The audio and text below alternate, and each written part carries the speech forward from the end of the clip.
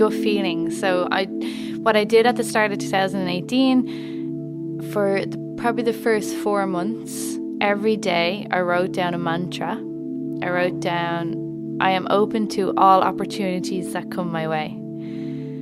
And I said yes to a lot. And then once I had all my yeses, I started to filter out what wasn't working for me. That's Elisa Looby, and this is the Yoga Life podcast.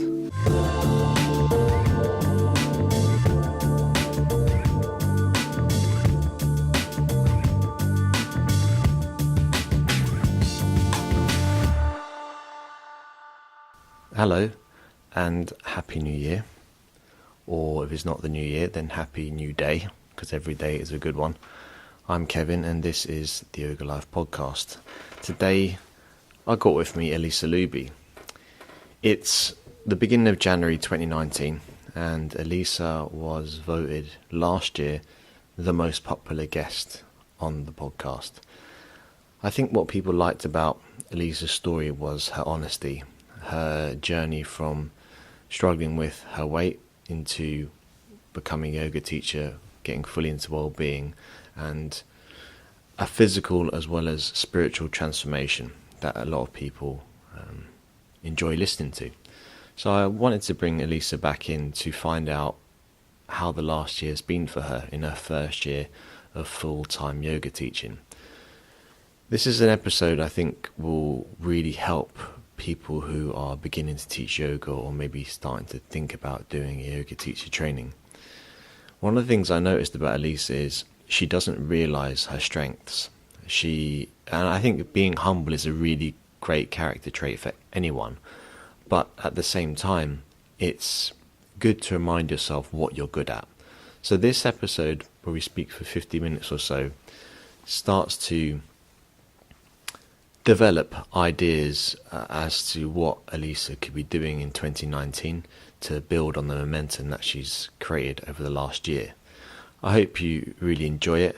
If you've got any questions about Elisa or about the podcast, then get in touch. Best way to do it is to leave me a voice note on my Instagram direct messages, or you can do the same thing on the messenger service for Facebook. This episode and podcast is made possible by you, the listener. With your reviews, with your ratings, with your feedback, with your questions, it's what keeps the podcast alive. So if you have a chance, I'd really appreciate you going over to iTunes and leaving a quick review or rating. If you already have done, thank you so much. It's really appreciated. Hope you enjoyed this episode, and here's Elisa. So let's do this. Hey Elisa, how are you? I'm great, Kev. How are you? Happy New Year. Oh yeah, Happy New Year. It's January 1st. 2nd. Is it? Yeah. Okay, it's January 2nd. Thank you for that. Wakey. I know.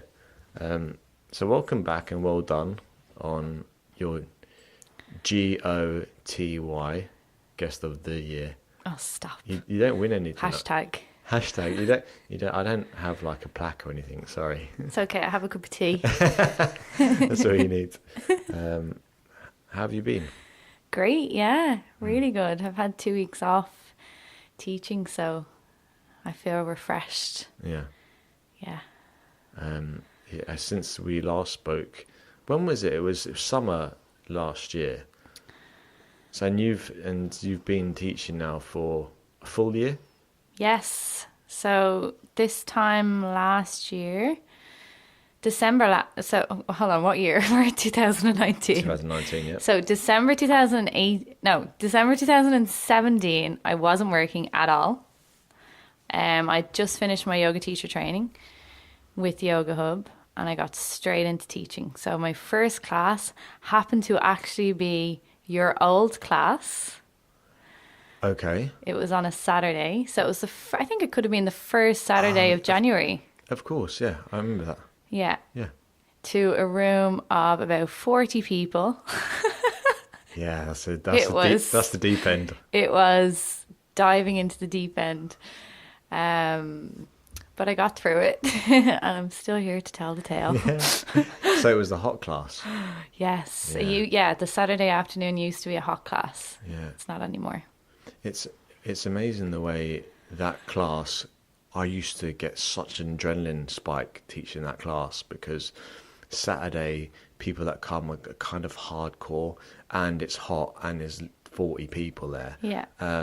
And I do kind of miss that a little bit, because I think there's something about, maybe a slightly egotistical thing to say, but the performance aspect that I quite like. And that's the reason why I don't like actually teaching privates. I'm not a really massive fan of doing one-to-one. No, me neither. You know? No. So you said that Saturday class has now changed. What is it now? Yin?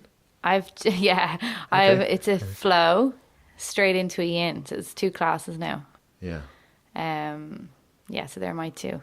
Yeah. So I used to teach. So I started off January teaching hot, and worked my way out of teaching any hot. Yeah. So now I have no hot classes. Why did you work your way out of that?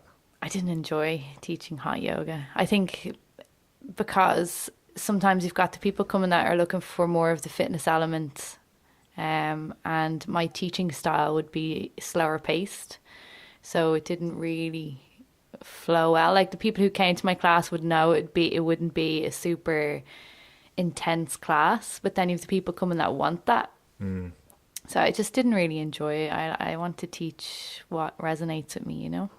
Did you feel that because my girlfriend went to your class and she loved it, and she said that what she really liked about it was how you talked a lot about emotions and about how to love yourself, and that was a lot of the theme. And I think that hot yoga is a bit too hardcore sometimes, as in people go in there with the mindset of they want to punish themselves. So yeah, I thought that was fine for me. So in January when I started off, I was also a personal trainer in January, so I took on both jobs. So I wasn't working December 2017, and then I had 2 jobs January 2018. And it was tough. It was really hard to balance both kind of industries, I guess. So I thought that, I can bring the personal trainer side of things into the yoga, the strength, but it's just not who I am. It didn't work for me. I would stress myself out going into classes thinking I had to teach a certain way because the style of class it is. Then again, I probably should have I was a new teacher. I was only out of training, so I didn't understand that it's okay to be who I am as a teacher, and then the people will follow. But the people will come. Yeah, I think that's true. It takes at the start, you can take things you feel like you need to copy other people's styles. Yes. And it just it's almost like you borrow little things of other people that you like and you see, and then you create your own style. Yeah. But it takes a while for people to warm to you. I mean, not to you, to us. I started recently in a studio last year, so a month ago. And I was told by the guy that owns it, give it 6 weeks. There might be no one there for 6 weeks until they test you out a little bit. And one class isn't enough. They need a few to see are you consistent. So then, what happened in the say the earlier part of the year, say springtime? What was it? Talk me through your year, basically. Okay, so January started teaching. So I was doing personal training, so I was working in a gym. No clients, just teaching a lot of classes for free because that's just how you pay your rent to have the availability to have clients. Then teaching yoga, worked, that was January, February, March. Coming up towards April, May, I decided that I could personal training wasn't for me. Yoga is where my heart was. So I left the personal training side of things, but I was lucky enough that the gym wanted to keep me on teaching yoga.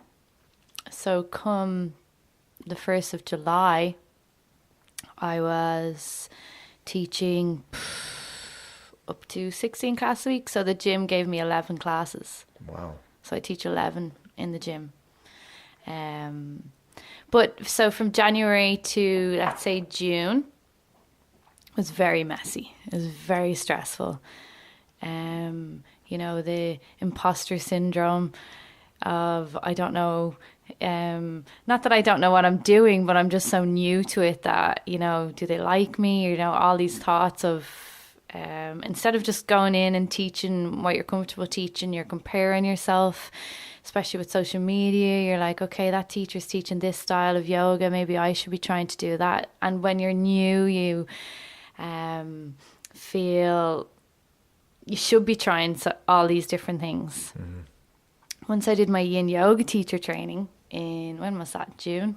Mm-hmm. With Josh, that just changed me completely. I was like, this is where my heart is. Oh, great. This is what I love. Wow. And it helped me see that it's okay to teach slower paced yoga. This is who I am. This is what I enjoy. It makes my heart full. So now all my classes would be slower paced, threading in the yin yoga, and then teaching a lot more yin yoga classes. So that brought me up to, it's just kind of, I don't know, all the weeks kind of like thread into each other when you're teaching. Then you did this podcast. I did. Yes. Sorry about that. Yeah. That was the biggest point of the year. The peak. I wondered what kind of feedback did you get from that? Did you get, because great.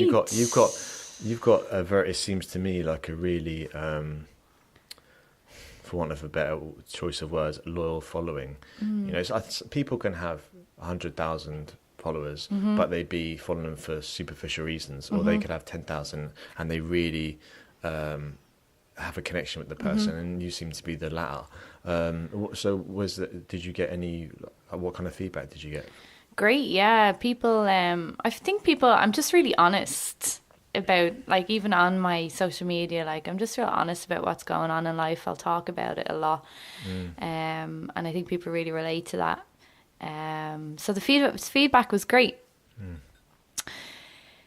Yeah, they enjoy honesty and, you know, listening to people's stories and where they've come from, and inspiration from it too, because I came from like the corporate world. I did accountancy. I studied accountancy. I thought that's where I should be going. Worked in finance, but left it all, and now I'm a yoga teacher.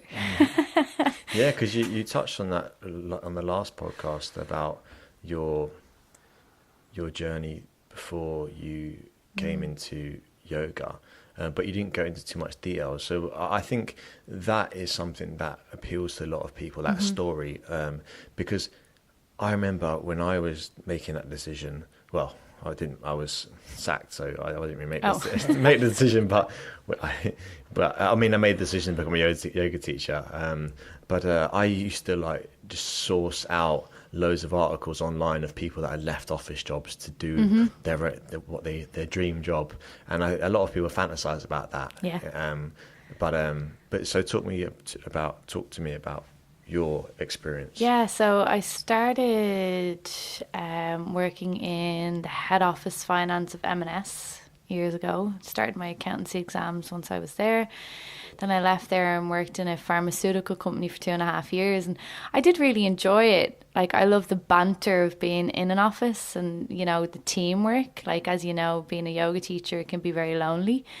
So I did really enjoy that, but it stressed me out, something terrible. Like the hours, deadlines. I always had a feeling of not being good enough in that world because my heart wasn't in it. So you would never, you know, feel like you're doing the best job you can do if your heart's not fully in it. So I decided to leave and go to Australia for a year. My friend lives over there, so she was telling me, come before I can't do it anymore. So I went when I was 30, and you have to, I think the 1 year working visa is before you're 31. Okay. Yeah, so I think they've changed that to 35 now. Went over there, did my personal training course over in Australia. worked as a personal trainer over there, and it was brilliant. It was outdoors. It was, it wasn't in a gym. It was really interesting. And I didn't even decide that I'm going to leave the corporate world and become a yoga teacher. That wasn't, it was more to get into the fitness element of life and help people. In my mind, it was more seniors that I wanted to help. So that was grand. And then towards the end of my Australia adventure, the yoga teacher training kind of started to take over, because I did yoga every day anyway with Adrienne Louise on YouTube. So she's my yoga guru. I started with her 4 years ago now. Came home and went straight into my Yoga Hub teacher training. So that was February 2017. Did the 10-month course, December 2017, and then last January is when I started. Blimey. So yeah, straight out of the office and into the unknown. But it's great. It's like there's such a vast, there's so many options in this industry. It's great. When you say that, actually, this is interesting. That I think I know where you're going with this. When you say options, what do you mean? Of where you can take the career. Like you can teach studios, you can, like we mentioned, we don't enjoy one-on-one, but I have friends who love teaching one-on-one.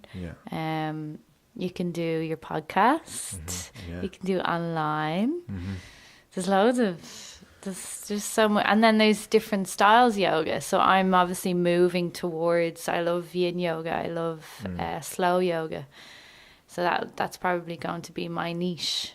Will be yin yoga. And where can you go within that niche? How can you? What's the next step in developing that niche? Maybe like sound baths or something. I don't know. Yes, I actually went to a sound bath over Christmas with Lisa and Tom in Hot Yoga Dublin. It was amazing. So good. I don't know. I think my focus will be to build up my community yoga. I really want to bring yoga to my area, to all ages. I love teaching in the gym because it's a real general public, and they need it. They need that. And I know the environment's not great, but I love that the community that we've built within the gym. So I'd love to build that a bit more around my own community, and hopefully maybe get senior classes going, get seniors doing yin yoga. It's funny you say that, because when I first started out doing the personal training, when I from office work, that's what I was going to do. I did loads of research into the older generation and that market, and it's a massively growing market. They have more disposable income than anyone, and they have more time than anyone, and they need it probably more than anyone. So I think that it's great to if you see a niche for yourself and you think that you could help people like that. I feel that there is still an overriding emphasis on athletic yoga, and I really think that market is getting saturated now. Because anyone who's relatively strong and athletic can teach a fast-paced class. I think it takes more skill to teach a class that threads in philosophy, that threads in spirituality, stuff like that. Silence. That is so true. Offering quiet time.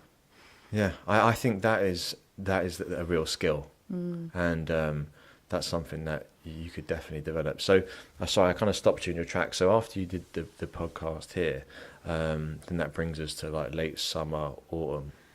So my yin yoga took off then. I started to introduce yin yoga into the gym. That's huge in the gym now, especially the mobility side of it. So I remember one of my classes, I nearly died. Oh my God. One of my classes, I showed up and there was 52 people at it. Whoa. In one of the gyms. Oh my God. Yeah. Was it like packed in mat to mat, basically? Yeah, we ran out of mats. Oh my God. I had to run down to my car and get blankets out, and any mat, anything I had in my car that would like make it a mat and then wait for people in the gym to finish using mats. So I had some friends that work in the gym, you know, if a mat came free, to bring it up to the class. So, but yeah, the yin yoga is where I've kind of taken the focus. I teach a lot of yin yoga classes. I have extra ones now in Yoga Hub too.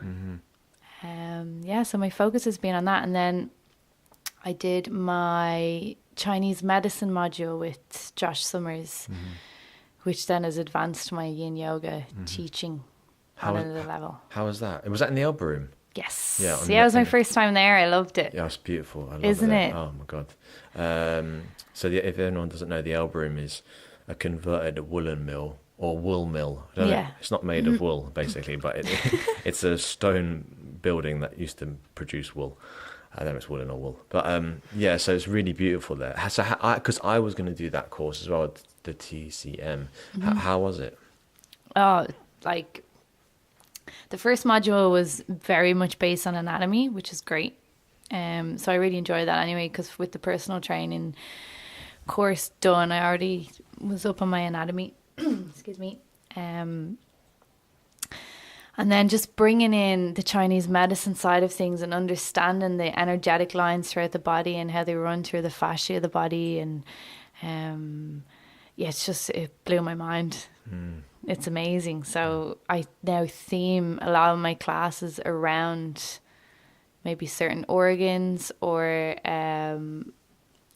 different types of energetic balancing style classes.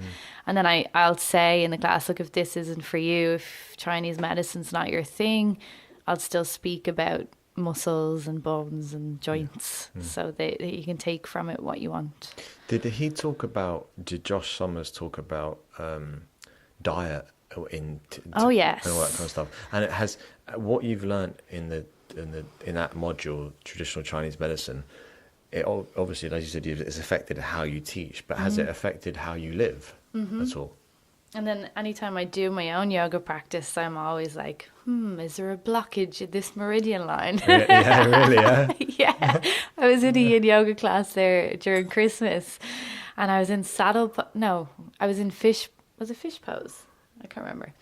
I was in some pose opening up the front of my body, and I could feel a real unusual, strong sensation along my hip flexors into my stomach. And I was like, oh, what's that? Yeah. That's a blockage in my meridian line. Yeah, I mean, I think these things, I don't know, I haven't studied it, but I think there's way more about the body we don't understand. Oh, yeah. It's brilliant. I mean, things like the placebo effect, for example, the body can heal itself just because it thinks it is healing itself. It's crazy how that works. But has it changed, like have you changed your diet or sleep patterns or anything since doing that course? Not hugely. I eat pretty well anyway. Yeah. I'm plant-based, so my diet would be pretty healthy. So what I'm getting at is what I learnt from Josh, he talked about a book called Wood Becomes Water. Yes. And how, correct me if I'm wrong, but based on this book, depending on your blood type, you should eat meat or not eat meat. Yeah. Have I got that right? He kind of skirted around the issue. He didn't really, he said the research of having meat, to help with the essence, your life force and the blood flow and stuff. The research is good, but I think he understands that he might be in a room of people that, are practicing their non-harming. Yeah, sometimes it's best to avoid these topics actually, because in teacher training it's quite emotionally charged experience compared to a class, because people have invested money, time, they're normally there for the whole day, they've been sitting on the floor, so you can get quite emotional in that type of environment, and you're saying to yourself, by doing this course I'm going to change what I teach, and so if the trainer says something that is against your morals, it can really upset the whole course. So I can understand. It was the same with the Bryce training. Whenever diet was brought up, they addressed it, but it was very quick, because people it's like I was saying to Patrick Beach, or he was saying to me, people, what they eat now has become part of their identity. But we all do that. Yeah. We all do that. And what you do for a living, or if you do yoga, you're a yogi now. That's it's part of your identity. So you got to be a bit careful with that. But he didn't open out on it too much. But I suppose he brought up the points so then people could go off and research it themselves if they want, But yeah, that training was really good. And then I have the mindfulness meditation training now in March. In Dublin? In Dundrum. Yeah. Is it Hot Yoga Dundrum? Yes. I've never been there. Yes, no, I've never been either. Yeah, I know the two girls that own it though. So you're really going deep into the yin. That's great. And I'm kind of raging because you can join his yin yoga school, but I haven't done it, and I'm not sure I'm allowed now. So you can get a certificate. So I'm doing my 4 modules. For the 200-hour course, you could just do 3 modules. So I'd have that done by March. What's his yin yoga school? What does that give you? He has a yin yoga school where you can either do 200-hour yin yoga teacher training or 300-hour. Oh, okay. And you just get your certificate to say that it's with Yoga Alliance as well. So it adds it all up and puts it into like all the hours you've done, and then therefore you have, okay. Yeah, so like I have my 200-hour training, and I've done 100 hours of yin training. So you would be now in a position to teach teachers this, right? Dun, dun, dun. Have I opened Pandora's box? No. I actually, going back to my year, I helped out with yourself on the yoga teacher training in Yoga Hub. Yeah. Just the assessment. So it's not like we were teaching. It was just to observe their practices. But even doing that was a bit like, what? I was in your position this time last year. This is the exact same exams I did this time last year. I'm not sure I would be comfortable. I wouldn't mind teaching anatomy. But Chinese medicine? Yeah. No. Okay. Not yet. Okay. Yeah, that's or ever. But I had a Brian O'Loughlin on a couple weeks ago, and he was saying about how one of the best pieces of advice or quotes he ever heard was that you don't have to know everything to add value, but you have to know more than the person you're teaching. Yeah. And I thought, wow, that's really powerful, because otherwise it can be quite crippling if you think, I don't know enough yet. But you got to think, who am I speaking to? Do I know more than them? Have I? But yeah, there is. I know what you mean. It is kind of that thing of. It's nerve-wracking. Because when I to be completely honest, when I was doing my teacher training, my 200-hour, they brought in these senior teachers, and they were like, "This is X, whatever. They've been teaching for however long, and they have teach 15 classes a week." I remember looking at them like they were, and this is maybe just me, but I was like, wow, this is someone really important. This is someone I hang on their every word. And I think maybe everyone didn't think that, but I certainly did. And I think if people think that about me, they're going to be disappointed. But if they think this guy knows it all, because I don't. But again, it comes back to the point: is do you know more than the person you're speaking to? And you've got a whole year more experience. That's a lot. But even in the yoga teacher training assessments, like understanding and being able to advise them of different things, like anatomy focused, for example, like bow posture. People bringing that into a class about warming up the quads and opening up the hip flexors in the front of the body, and just being able to say, now you should try and maybe put something like that into your practice before you get to bow pose to open up the front of the body. And you kind of feel like, I do know something. Yeah, exactly. It's true. Yeah. Yeah, it's and I think it's good to remind yourself when those moments happen and say, oh, actually, I do know a bit more than I thought. in terms of, obviously you're going down the yin path, but have you thought about ways that you can deliver that, not just public classes? For example, last year you were talking about doing your first workshop and how you had a bit of anxiety around that. How did that go, and what has that made you think about doing future workshops? I do a yin yoga 2-hour practice, I call it, once a month now. Okay, you don't call it a workshop? No. Okay. It's a 2-hour practice. It's basically just 2 hours of yin yoga. Obviously more in depth than the hour-long class. Even with my hour-long classes, I'll generally ask my class if they need to rush off, because I'll add on time to my classes. Okay. So usually, let's say, I hope this is allowed. Usually on, let's say, a Wednesday evening, I teach at 7:45, so it's an hour, 8:45 I'll finish. When we're on the dark, I always open class at 5-minute silent meditation. Once that's done, while I'll still have their eyes closed, I'll say, if anyone needs to leave at 8:45, put up your hand. If not, I'll push the class till 9 o'clock. That's just my preference, because yin yoga, to get the best out of it, you just need more time than 60 minutes. But Elisa, why don't you call it a workshop? I mean, why don't... Okay, well, first, I think I'll just differentiate it for people who don't know the terminology. Okay. A class is where the interaction is one way. You're speaking, they're copying or listening to you.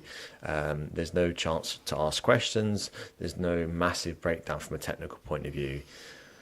And whereas a workshop is, you have loads of breaks. You're picking a specific thing where there's a lot of skill based training, as opposed to an overall practice. Depending on the workshop, people get to ask questions, and it's very interactive. So why would you not do a workshop? Because it's nothing like that. It's 2 hours of yin yoga with no breaks, no chat. So I did do a chaturanga workshop where that was very interactive. Yeah. Stopping and starting, props, all that kind of stuff. But the 2 hour yin experience is 2 hours of yin yoga where they get to just shut off for 2 hours and able to hold postures for a bit longer than you can in a 60-minute class. And but it's going really well. I do that once a month. But I don't like to call it a workshop, because it's not like a workshop. I know what I'm saying. I'm not saying just changing the name of it. I'm saying, why not teach a workshop based on yin? Because you know so much. You have time to stop and actually break things down more for people. I've never actually thought of that. Yeah, even like an urban retreat, yin urban retreat, you could do quite easily. I'm just saying, because you've done all this studying. That it's impossible that you get to use all that knowledge in a class, because you have to keep the class going to some degree. Yeah. And I think that, for example, when I started doing teacher training with Samadhi end of 2018,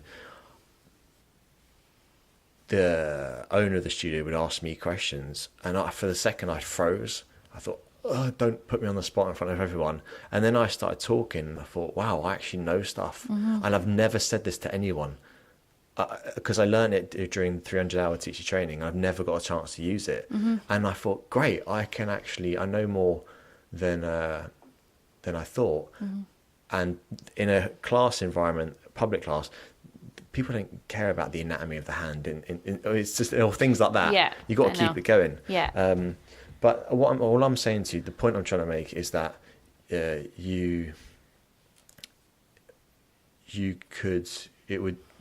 why not think about like doing a workshop, doing a 1-day retreat, because you have all this knowledge, more than most. But that's it.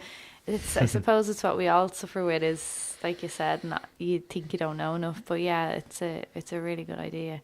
And I struggled with that last year.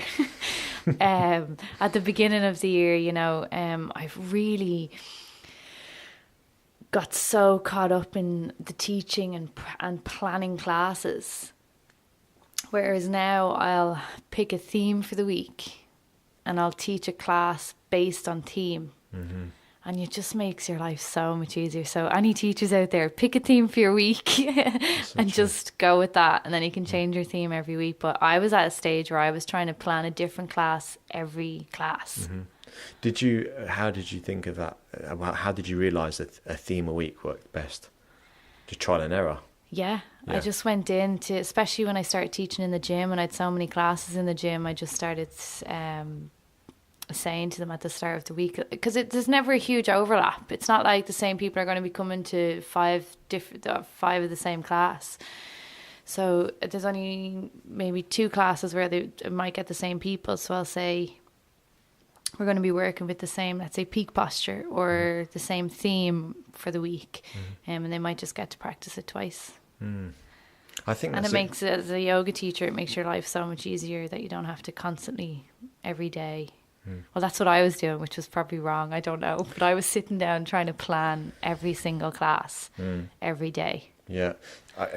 I'll say this because this is public knowledge. Patrick Beach doesn't plan his classes. Yeah. He never as in he doesn't write anything down. Yeah, he's amazing.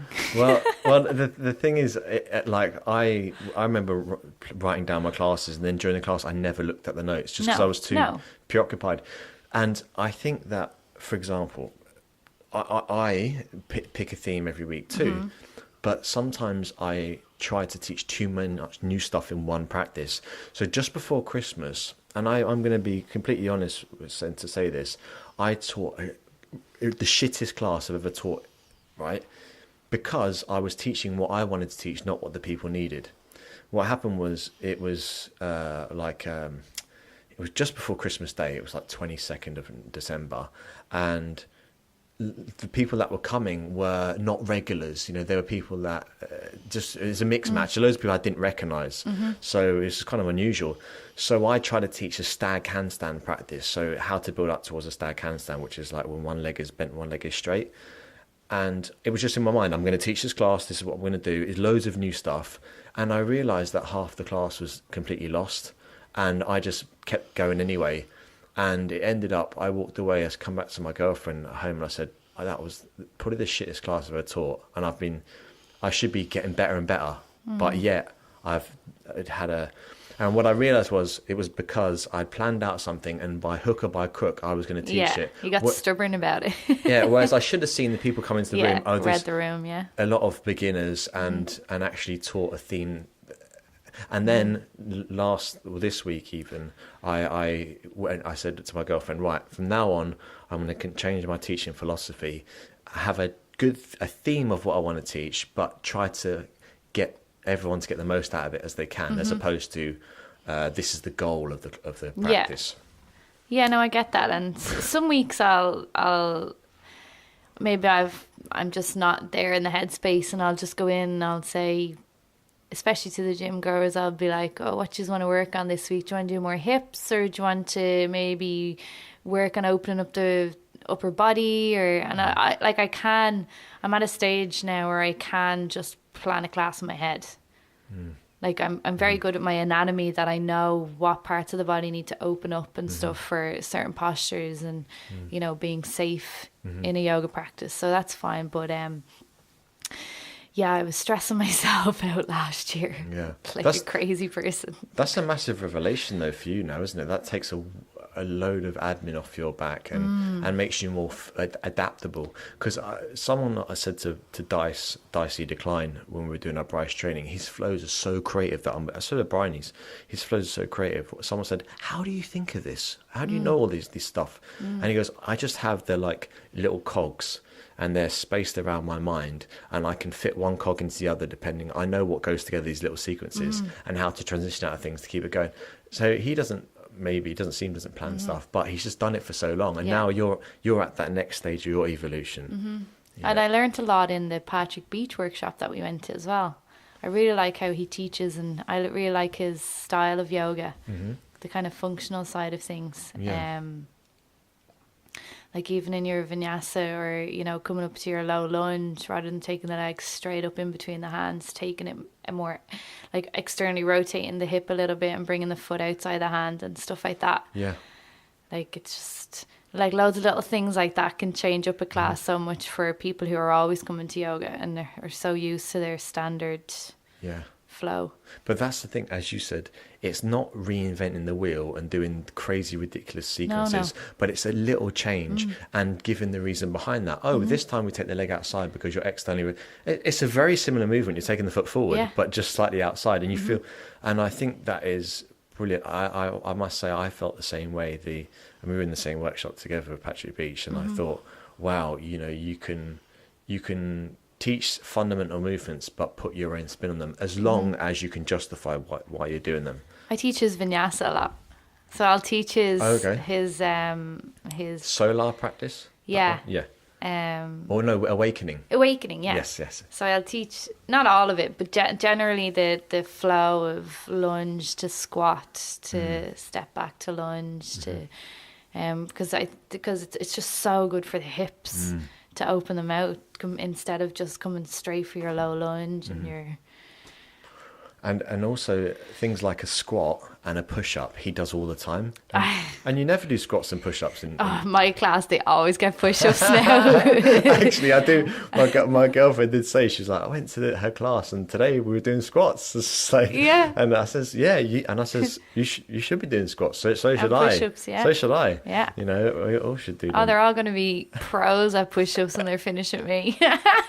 They're like, anytime we come to plank, I'm just like, they know. I'm like, it's coming. It's coming. Yeah. I had actually funny after class yesterday. I had a girl ask me to stay back with her to teach her chaturanga, and she goes, I just don't have the strength to press away. I said, okay, how many press ups do you do a week? Is it 0? Yes. Well, I don't train splits, therefore I can't do splits. If you train push-ups, you will eventually do push-ups. And I broke it down for her. But it's funny how we say these things like, I'm not flexible. Do you train flexibility? No. Okay, so obviously you're not flexible. But push-ups and squats are like, it's too... I'm sure you were doing like jump lunges. Didn't you mention you were doing jump lunges in your class? Yeah, switch lunge, Switch lunge. I'm going to bring them in soon. Yeah, actually that was in my stag handstand flow. But so talk to me about 2019, the future. Okay. Now. So business-wise. I like business. I know. My schedule is something I want to work on. Because I teach late into the evenings and then early mornings, so my sleep is being affected. So I need to kind of re-look at my schedule and play around with it. So my plan today is to go home and sit down and write out all the classes I teach, because I teach 18 between all the different places. So that's number one, is to work on the schedule. So do you mean to stop one or the other, as in stop morning or stop evening? Because one has to go if you want to get better sleep, surely. Yeah, I don't know yet. Okay. Maybe. I like my evening classes though, because they're yin yoga. Yeah. So. Yeah, you don't get morning yin really. Yeah. But yeah, I'll have a play around with the schedule, because I would like to bring in possibly getting a class in a different studio. Okay. A yin yoga class somewhere else. Yeah. Just to, meet new people, meet new students. Then build up the community yoga in my area. So I'm currently kind of renting a space that I don't particularly enjoy renting. Hope they're not listening. It's just a community recreation center, so it's just not, I've done that myself. Yeah, it doesn't really help with the vibe of a yoga class. No. So I'd like to look around and get somewhere a bit better for that. Then continue educating myself.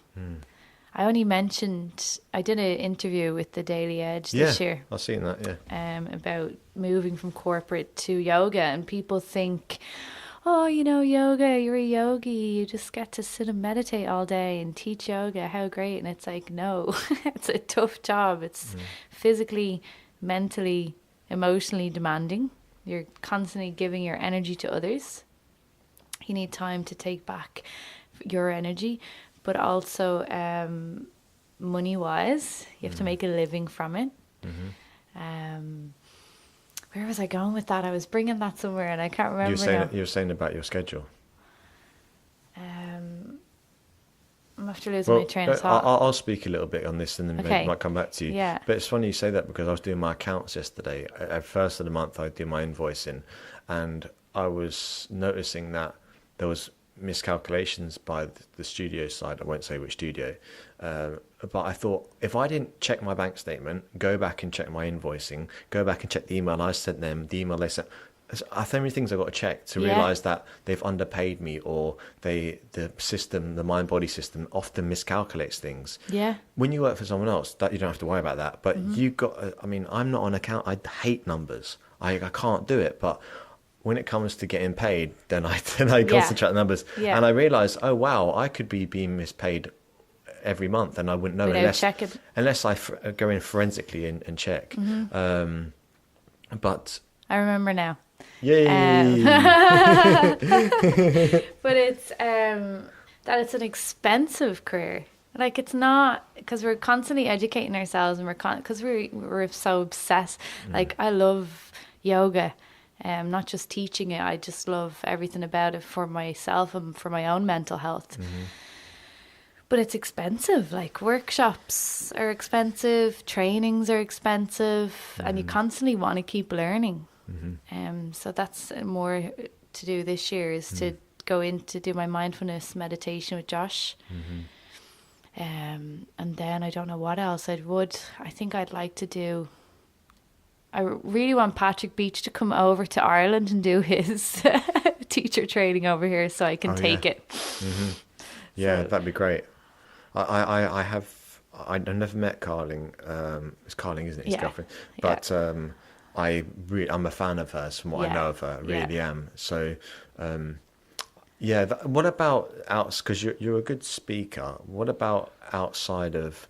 I imagine you're maybe a good writer. I mean, your stuff on Instagram is pretty good, even though it's just short. What have you thought about other things outside public classes, like starting a blog, a podcast, a YouTube channel, or anything like that? The thoughts have crossed my mind, but I think it all just scares me. And I think if I have too much going on in my brain at once, I freak out. Okay. I think I need to do one thing at a time. But I am very much go with your gut kind of person. That's my biggest thing I've learned from 2018, is just to follow my gut. If something doesn't feel right, get rid of it. Yeah. I'm pretty brutal. Like, if a job doesn't feel right, get rid of it. If a class doesn't feel right, get rid of it. If a person doesn't feel right, get rid of them. Do you mean break up with them? Not, yes. Not yeah, you know. Sorry, no, you went through a breakup. Oh, no, it's all right. Yeah, no, I mean, she was right. I was too old and boring, I suppose.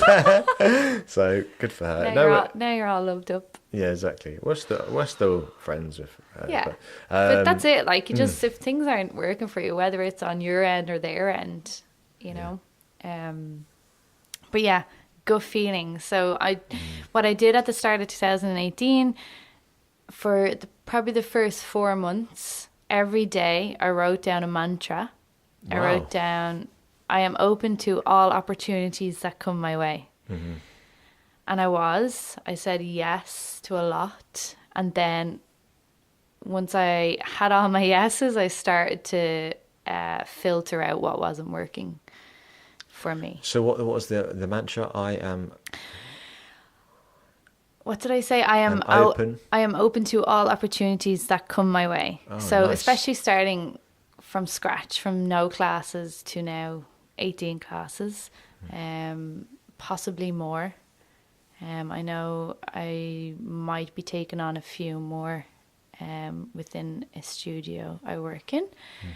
But then again, it's battling the schedule and not overworking yourself too. So that's a challenge for 2019. Yeah. Because 2018 was my year of just getting through my first year of teaching. And now it's okay. I'm going to progress. I'm going to pick my path, which was more yin yoga, slow yoga. So we'll see. Yeah. I think what, and also, well, like, once some people, like say Adam Husler, enjoy teaching loads and loads of classes. Some people like Dylan Werner teach very few public classes, but they prefer to host experiences like retreats and teach trainings and do few of them, but when they're done, they're a whole weekend or something like that. So maybe not necessarily one thing suits horses for courses. Okay, whatever. What does that mean? I don't know. Different strokes, different folks. I don't know. Yeah. How do you find yourself does it like giving up classes? Do you find it tough that if there's a class that doesn't suit you? Because I find I get because I'm so friendly and I'm so chatty, I make friends with my students as well.